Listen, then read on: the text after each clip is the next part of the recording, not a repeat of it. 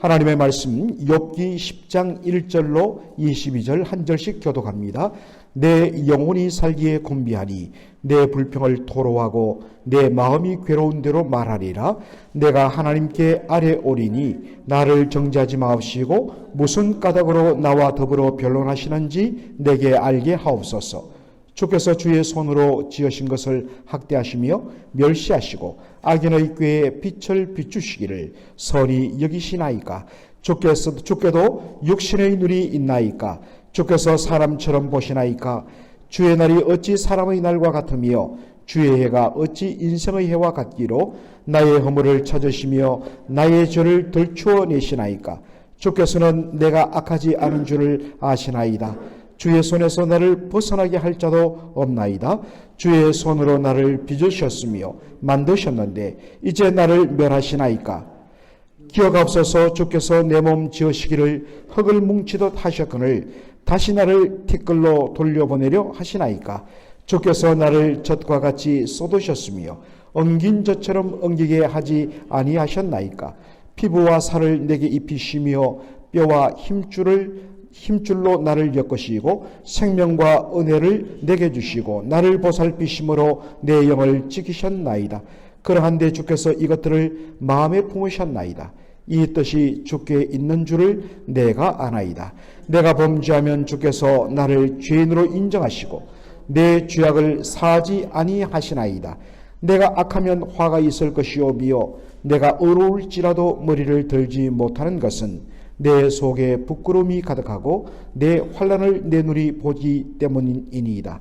내가 머리를 높이 들면 주께서 젊은 사자처럼 나를 사냥하시며 내게 주의 놀라움을 다시 나타내시나이다. 주께서 자주자주 증거하는 자를 바꾸어 나를 치시며 나를 향하여 진노를 더하시니 군대가 번갈아서 치는 것 같으니이다.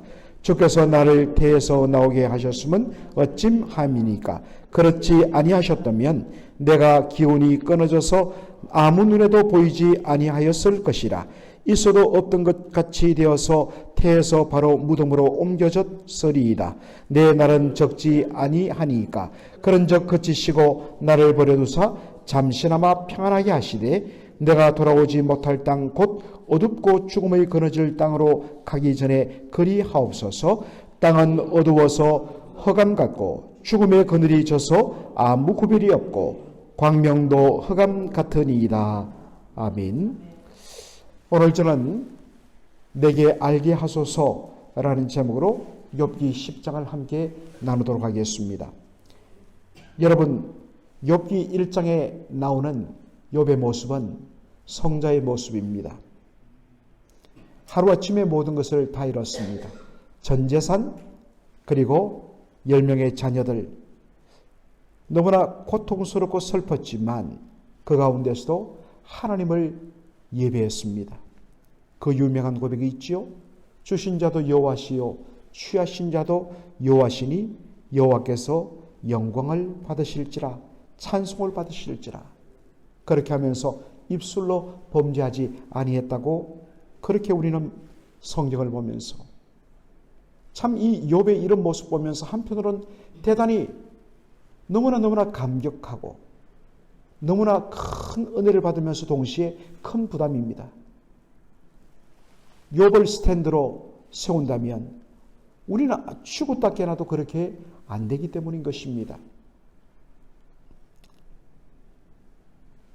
그런데 욥의 세 친구와 논쟁하면서 하나님에 대하여 점점 원망하고 불평하는 욥의 모습으로 바뀌어갑니다. 야, 이제 나와 비슷한 모습을 보는구나. 한편으로는 위로가 됩니다. 어떤 의미에서는 이 둘의 차이를 그리고 그 모순을 발견하면서 혼동에 빠집니다.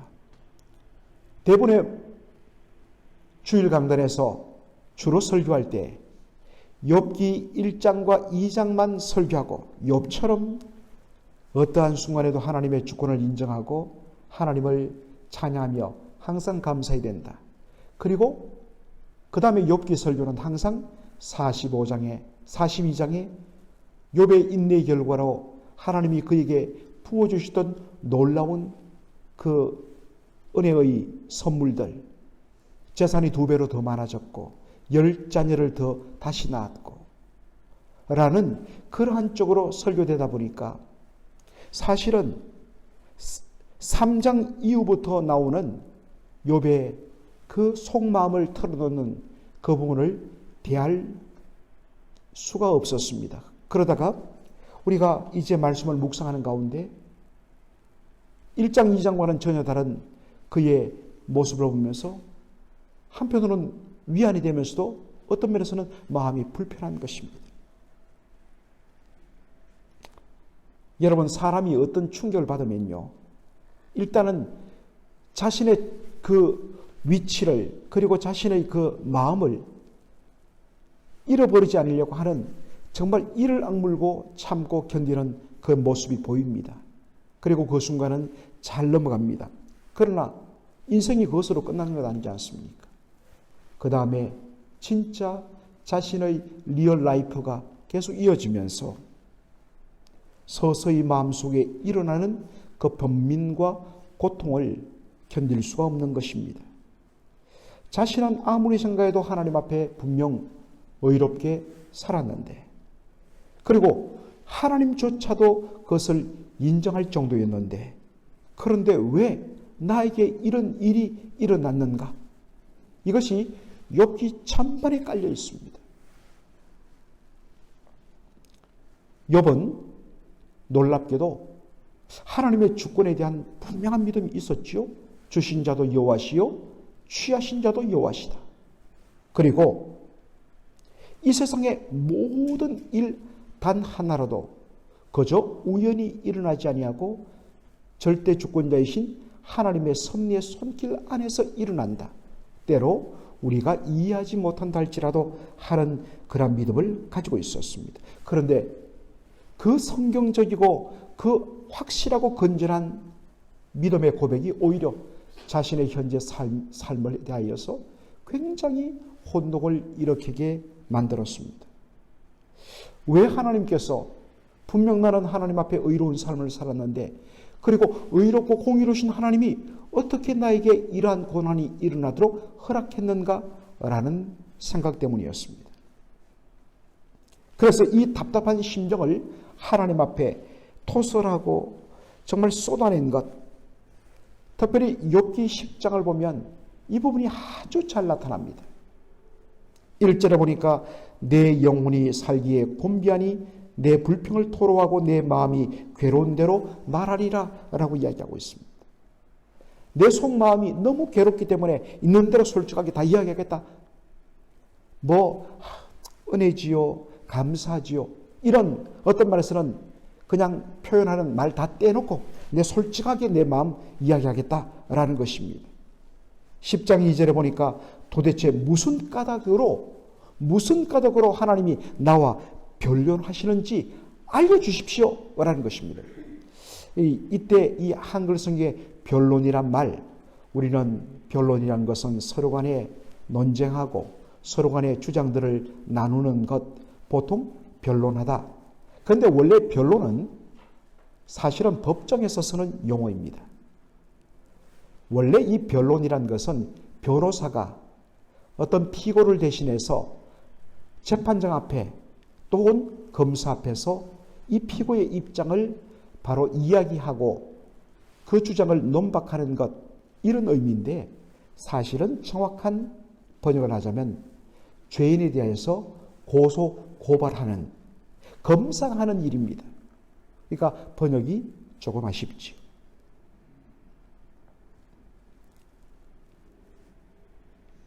하나님, 내가 도대체 무슨 까닭으로 이런 일을 당하는지 하나님, 그 고소 고발하는 내용을 밝혀주십시오.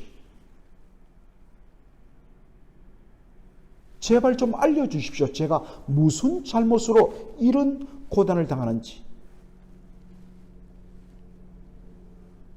자신에게 일어난 이 고난은 분명 하나님이 주신 것입니다. 왜냐하면 이 땅에 하나님의 허락하심이 없이는 일어나는 일이 하나도 없기 때문입니다.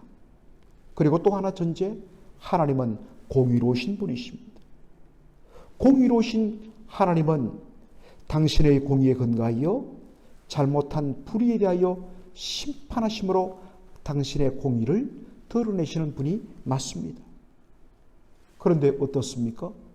자신은 아무리 생각해도 불의한 것이 없다는 것입니다. 물론 우리가 겉으로 보기에는 아무것도 없고 깨끗한 것 보이지만 몇 번 씻고 세척을 하고 심지어는 세제로 씻어서 야 이제 깨끗하다 하지만 정밀 현명력으로 보면 그 속에 세균이 있겠습니까? 없겠습니까? 있지요.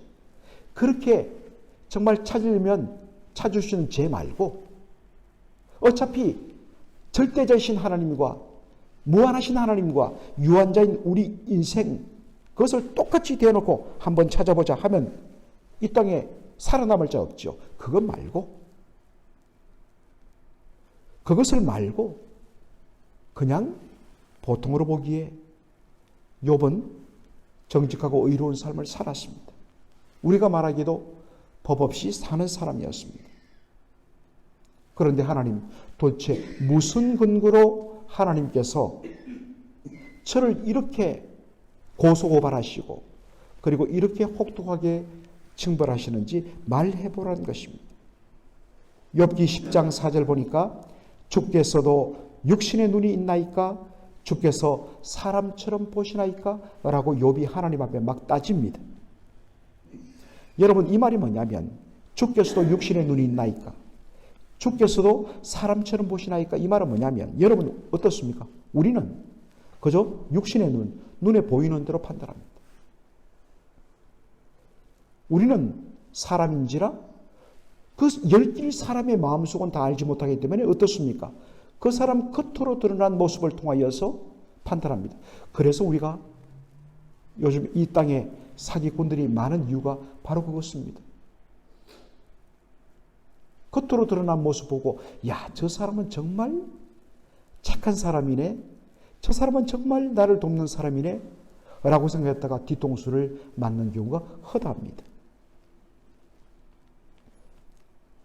그러나 하나님은 우리와 같은 인생이 아니십니다. 하나님은 마음 숨은 동기까지도 다 보고 계시는 하나님이십니다.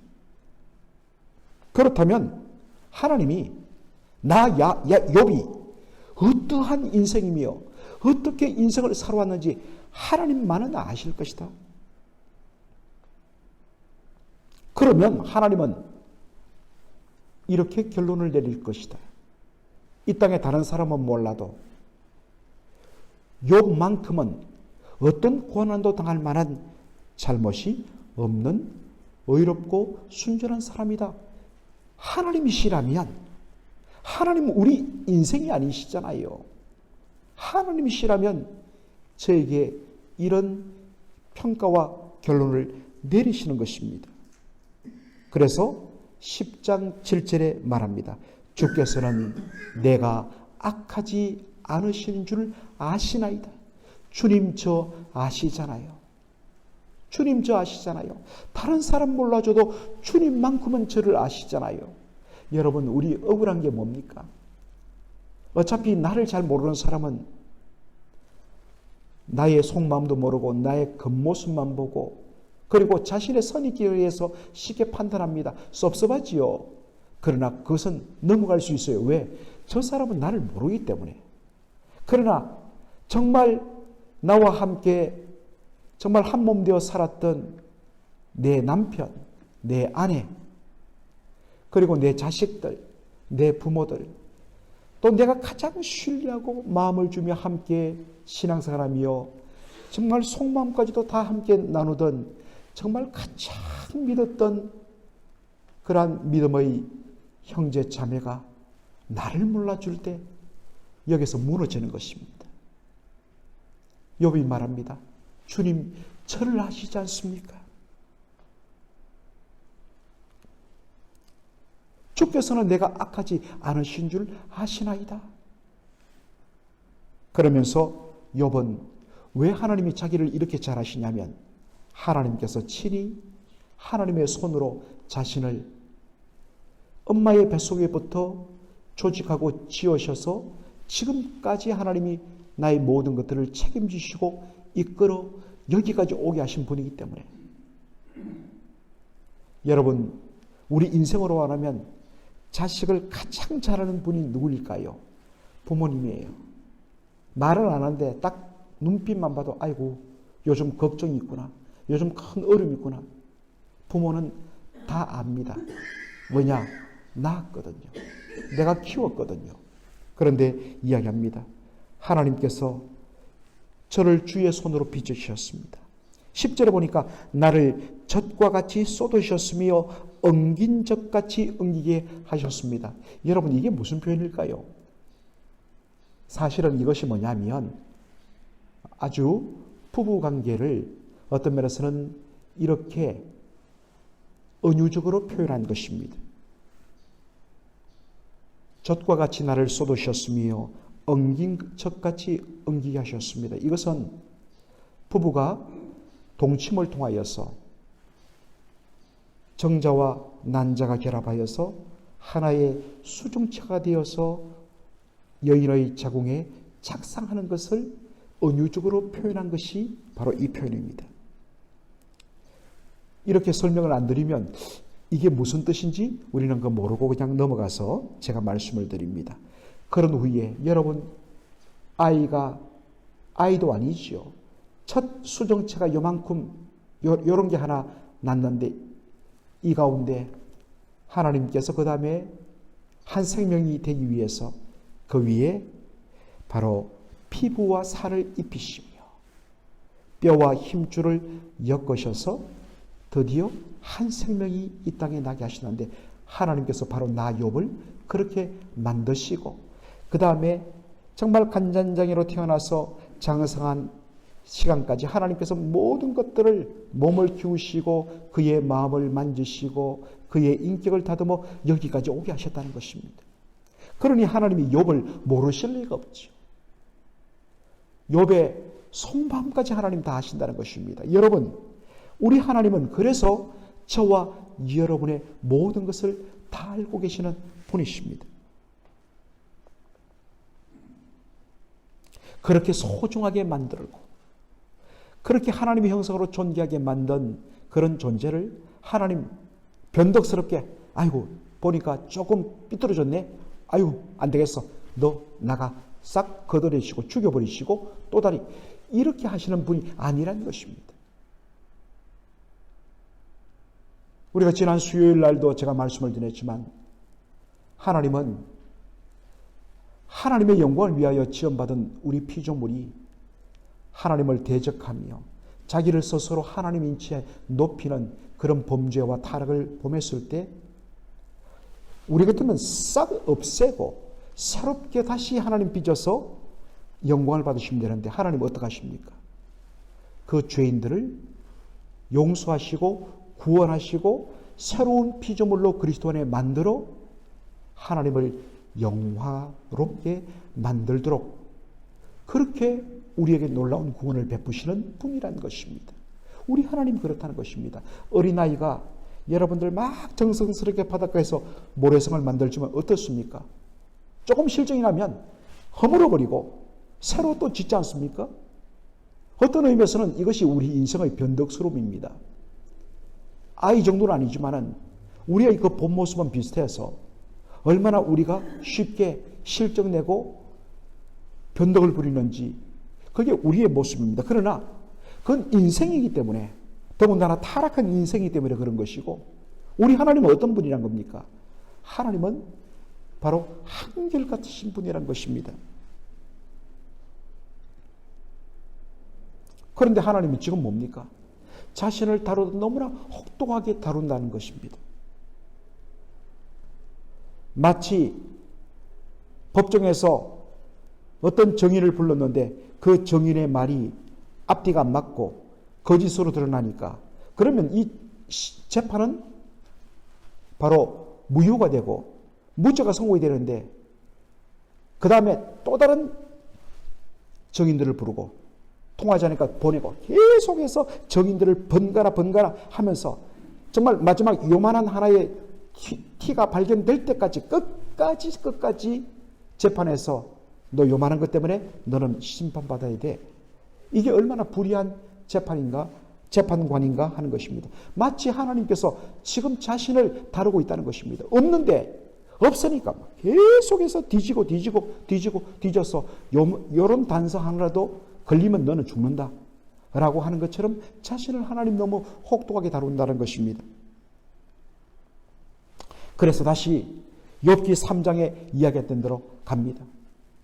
차라리 내가 나지 않았으면 좋았을 텐데, 엄마 태에서 나올 때 이미 죽은 채로 나왔다면 내가 이 꼴 보지 않을 텐데, 우리 엄마들 자식 때문에 속상할 때 내가 왜 너를 낳아서 이 꼴을 보냐, 참 그런 눈물 흘리는 어머니가 그립기도 합니다. 여러분, 욥의 세 친구의 문제는 내일 이제 세 번째 친구인 소발의 이야기를 우리가 나누겠지만은, 엘리바스, 빌닷, 소발 이 세 친구의 똑같은 문제점은 뭐냐? 고난의 원인은 죄라는 것입니다. 철두철미하게 기계적인 인과 응보적인 관점에서 바라봅니다. 반면에 욥의 문제점은 무엇입니까? 나는 의롭게 살았는데 왜 의인이 고난을 당하시는가? 그렇다면 이것은 하나님이 주신 것인데 하나님 과연 의로우신 분이신가? 라는 그러한 욥도 어떤 의미에서는 너무나 기계적으로 접근을 합니다. 여러분, 그런데 어떻습니까? 우리 인생살이가 그렇게 단순한 이분법 논리로 쫙 설명되고 해결되는 부분이 있던가요? 그것은 정말 몇 개밖에 안 됩니다. 우리의 삶에 일어나는 모든 일들이 얼마나 복잡단단한데 단순하게 인과 응보적인 논리로 접근한다는 말입니까? 사랑하는 성도 여러분,